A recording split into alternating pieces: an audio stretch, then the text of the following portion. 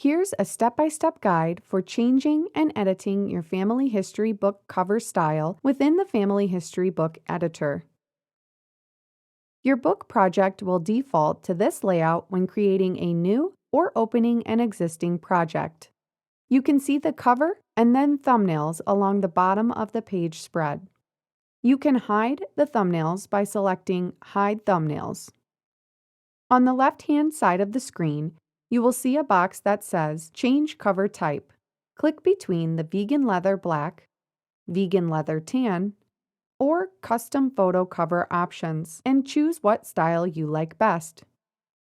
If you choose a Vegan Leather option, you will be able to edit the text that appears as the gold foil title. You can do that right from this screen. Just click on the piece of text you want to change or edit, and a text box will appear. You can type something new and change the font style or size. If a red box appears around your text, that means it will get cut off in printing. You can fix this by selecting the text once again and decreasing the font size of your text until the red box no longer appears. If you want to remove a piece of text that auto-populated, simply click on it and then delete out the text.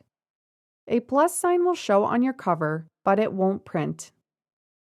If you choose a custom photo cover option, an edit button will appear in the bottom right-hand corner of the cover page.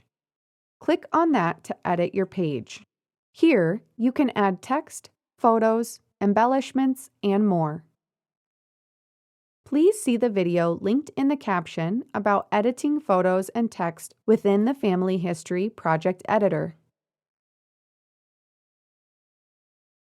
Select Done in the upper right-hand corner to exit the editor.